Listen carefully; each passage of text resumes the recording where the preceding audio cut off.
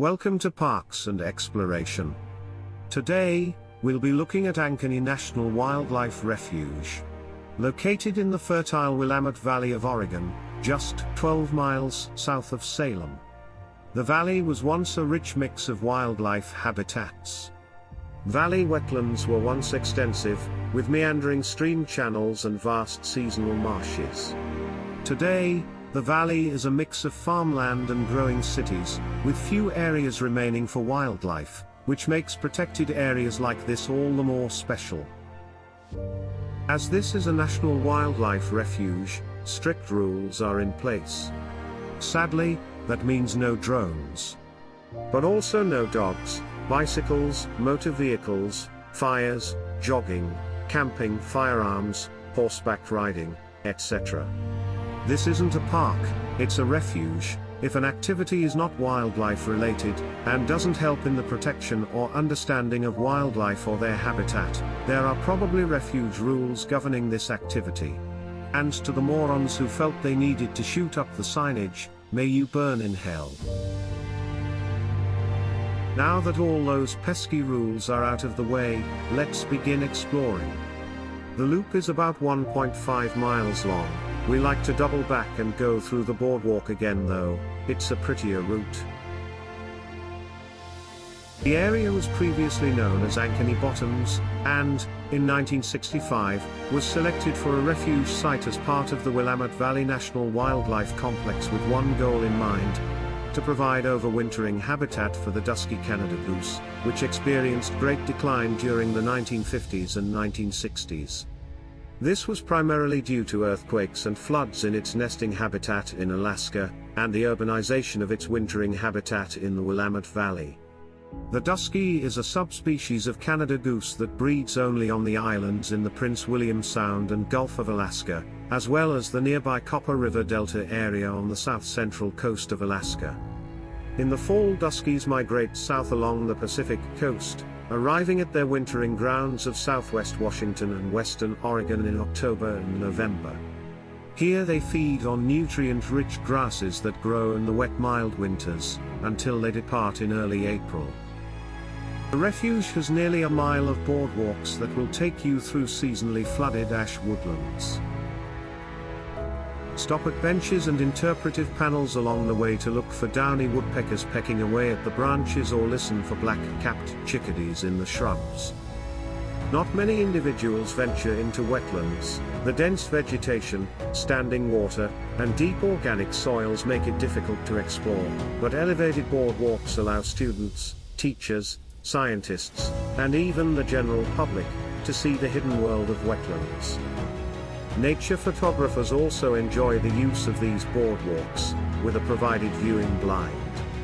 At the viewing blind, make sure to stop for a look at the pond where hooded mergansers, egrets, and dusky Canada geese are often seen.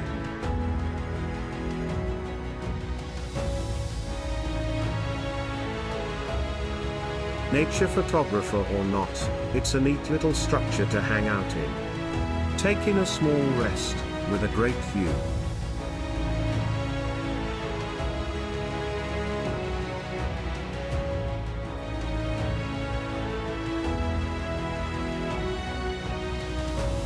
From here, you can return the way you came, or continue a short way down the boardwalk as it wraps around the pond to a dike where the loop portions of the trail begin, but do keep in mind, refuge boardwalks and kiosks are open year-round, but all other trails are closed from October 1st through March 31st to provide sanctuary for wintering dusky Canada geese and other waterfowl.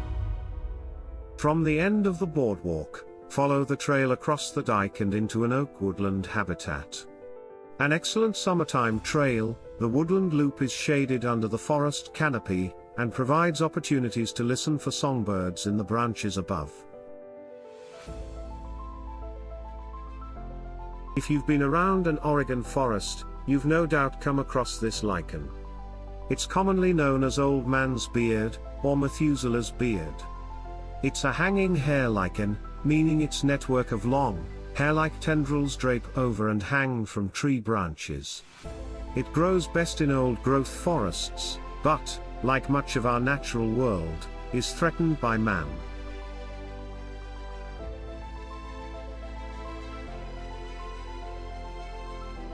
Midway along the woodland loop, you'll come across a small trail leading into the forest. It's a nice spot for a small rest, with plenty of natural beauty, and a lot of frogs. The refuge is a sanctuary for them as well. The Pacific chorus frog is the most abundant species of frog in Oregon. It can be found in almost any habitat where there are suitable breeding waters, which are usually small ponds. It is a very important species, no matter the region, as it is a keystone species.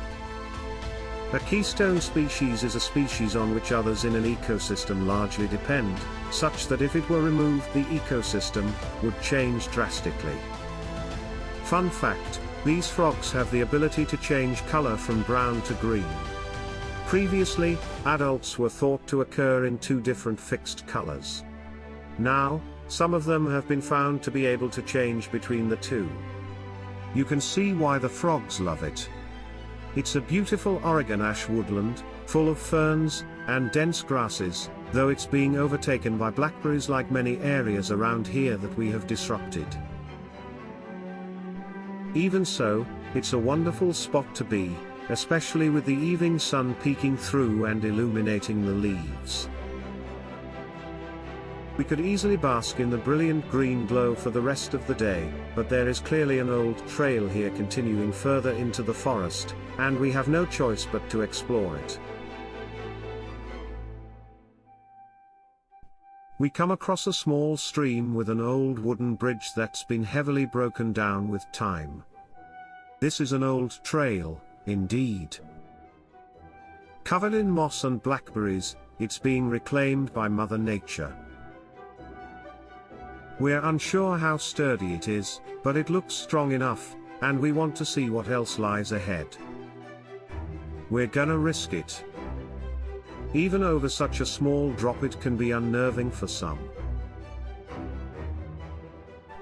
while others just barrel through with little concern.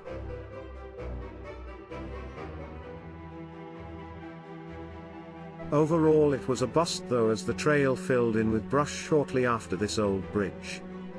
No matter though, the sun is getting low in the sky and it's time to hike back to the parking lot anyway.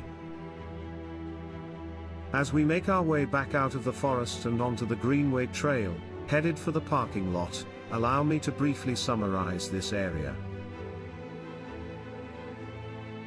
Ankeny Wildlife Refuge is a great place for a day visit, while also providing much-needed nesting grounds for endangered bird species. There is also a full-fledged nature center opening nearby in 2021, for those looking for an even more hands-on and educational experience. The rail trail is unique and offers visitors a much closer glimpse of the surrounding nature. We highly recommend visiting, just be sure to check the website for current conditions and regulations. Pack up a lunch, grab your camera and a pair of binoculars, head out for a wonderful day of bird watching, and enjoy Mother Nature's show.